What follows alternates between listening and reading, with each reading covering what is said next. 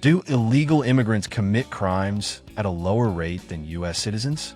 What you have been told about illegal immigrant crime rates is probably not true.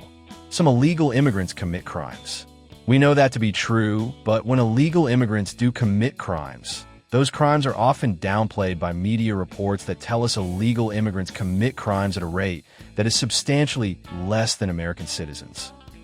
A colleague of mine who is a well-published researcher and professor of economics often points out that reports of illegal crimes are mostly anecdotal, while the research shows that in fact illegal immigrants commit crimes at a far lesser rate than American citizens.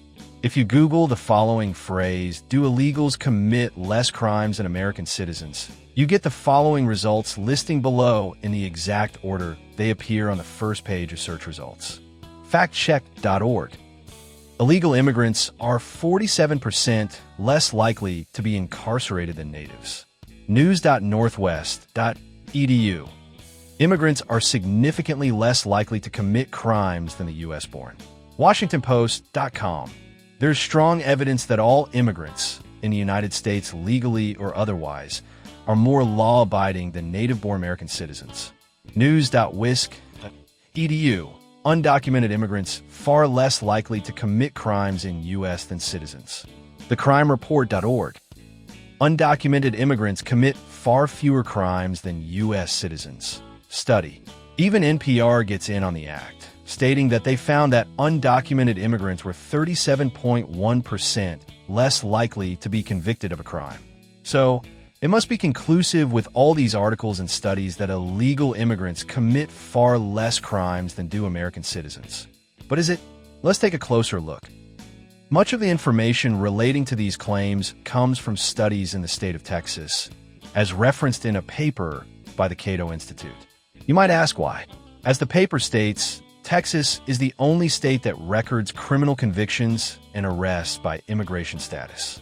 So, the claims that illegal immigrants commit crimes at a far lesser rate than American citizens is based on statistics from one state. We have zero information on crimes by illegals in the other 49 states. As a researcher, I would hesitate to make any generalized conclusion about the United States as a whole based on information from one state. It is interesting that no other states collect this information, yet for most states, and even the federal government, collecting demographic information is a feature of every government document. So, we only have studies from Texas to look at. Okay, then let us look at those studies. We will look at murder rates. One study reports the following. There were 937 people convicted of homicide in Texas in 2017. Of those, 844 were native-born Americans, 46 were illegal immigrants, and 47 were legal immigrants.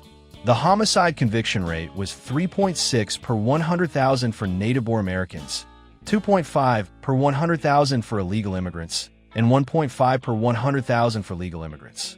In 2017, homicide conviction rates for illegal and legal immigrants were 29% and 57% below those of natives. In Texas, in 2017, there were 1,405 murders. We don't know if the 937 convictions were for murders in 2017 or in prior years, but assuming 2017 is a good yearly average, then 468 murders were unsolved. How can you rely on coming to any conclusion about who is committing the murders when 1/3 of the murders go unsolved? What if illegal immigrants committed all those unsolved murders? Also, the above information is about people convicted of murder. What do you need to convict someone of murder? You need evidence. Evidence in the form of fingerprints, eyewitnesses, DNA, and financial or other records. Thinking about it, is there likely to be more evidence available for illegal immigrants or citizens? The government has fingerprints, photo IDs, auto records, employment records, and/or financial records of every American citizen. Do they have that same information on illegal immigrants? Of course not. One of the major pieces of evidence in criminal trials is eyewitnesses. Who is more likely to give eyewitness testimony? An American citizen living in the community or an illegal immigrant living off the grid? The only conclusion that you can make from these quoted statistics is that if the police catch a murder suspect, and if that murder suspect is charged, and if that murder suspect is then convicted, it is more likely the person convicted will be a citizen than an illegal immigrant on a per capita basis. But that does not mean citizens commit more murders per capita. It may mean the police are better able to arrest and convict citizens than they are illegals, and that only makes sense because getting evidence on citizens is far easier than getting the same evidence on illegal immigrants.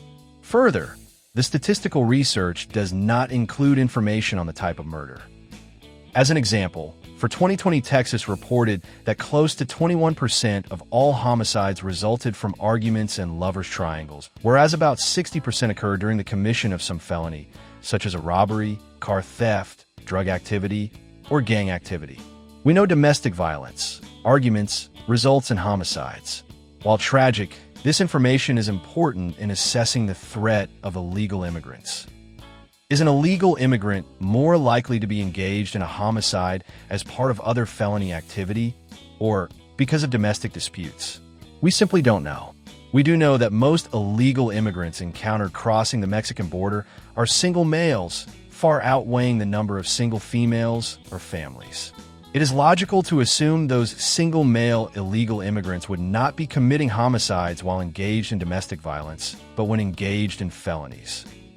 The statistics become even more bizarre when you look at larceny. The study shows the larceny conviction rate for illegal immigrants was lower than for legal immigrants and native-born Americans in Texas in 2017. For every 100,000 native-born Americans, 179.3 were convicted of larceny, while the conviction rates for illegal immigrants and legal immigrants were 42.1 and 49.7 per 100,000, respectively. The larceny conviction rate for illegal immigrants was 77% below that of natives. The FBI tells us that the rate of estimated larceny thefts in 2017 was 1,694.4 per 100,000 inhabitants. So, in 2017, Texas convicted 271 people out of each 1,700 reported crimes. That is a conviction rate of 16%. Remember, that is reported larceny. How many unreported larcenies occurred? I know many people who have had personal property stolen from their homes and cars and who never bothered to report it, assuming the crooks would never be found. Who is more likely to report a larceny, a citizen, or an illegal immigrant? Greater conviction rates could be attributable to it being far easier to collect evidence on citizens who have employment, financial, and even prior criminal records, as opposed to illegals living in the shadowy underworld. Further, most of the 84% who did not get convicted may have been illegals. We simply do not know. The studies being quoted about illegal immigrants committing less crimes than Native Americans are flawed studies because they don't consider the unsolved crimes. There is plenty of logical reasoning to expect that the chance of convicting an American citizen is far greater than convicting an illegal immigrant who lives in a shadow world and works in an underground economy, where illegals often do not report or testify against other illegals. Further, those arguments are straw man arguments. It is irrelevant whether illegals commit crimes at greater or lesser rates than do citizens. The study also reports that in 2017, Texas police arrested 663,579 natives, 27,998 illegal immigrants, and 36,245 legal immigrants. For every 100,000 people in each subpopulation, 2,830 native-born Americans, 1,546 illegal immigrants, and 1,191 legal immigrants were arrested. The website Conversation.com reports that in reality, about 11% of all serious crimes result in an arrest. So, if you do the math, the 27,998 illegal immigrants arrested in Texas accounts for about 255,000 crimes. And that is just in Texas. There are 3,000 reported crimes per 100,000 people in the U.S., according to the FBI. That would mean about 27,000 crimes in total, reported and unreported.